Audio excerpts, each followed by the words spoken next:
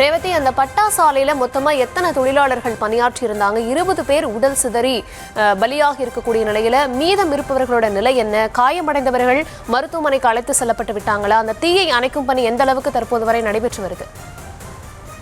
குறிப்பாக இந்த பட்டாசு வெடி விபத்து என்பது எதிர்பாராத சூழலில் நடந்திருப்பதாக சொல்லப்படுகிறது. ஏற்கனவே இது போன்ற பட்டாசு வெடி விபத்துகளானது ஆந்திர மாநிலங்களில் பல இடங்களில் கடந்த ஆண்டுகளில் நடைபெற்றிருக்கிறது. இந்த சூழலில் இந்த பட்டாசு வெடி விபத்தும் அதில் ஒன்றாக மாறி இருக்கிறது.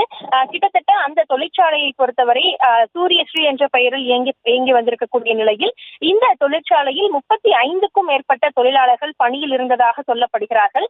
தற்பொழுது கணக்கெடுப்பின்படி கிட்டத்தட்ட 20 தொழிலாளர்கள் வரை முழுவதும் உடல்கள் சிதறி உயிரிழந்திருப்பதாக சொல்லப்படுகிறது. குறிப்பாக இந்த பட்டாசு தொழிற்சாலைகளை பொறுத்தவரை அனைத்து தொழிலாளர்களுமே அந்த பட்டாசு ஆலைக்குள்ளாக பணிகளில் தான் ஈடுபட்டிருந்திருப்பார்கள்.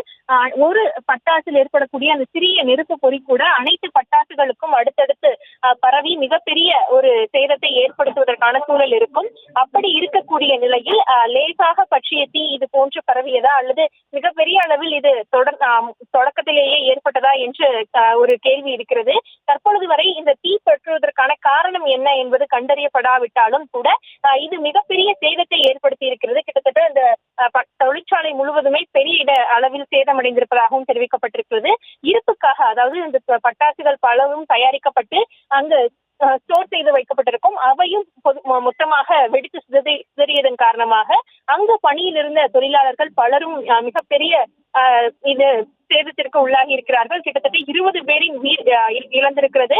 அது மட்டுமின்றி இன்னும் மற்றவர்கள் மருத்துவமனையில் சிகிச்சை பெற்று வருவதாக தெரிவித்திருக்கிறார்கள்.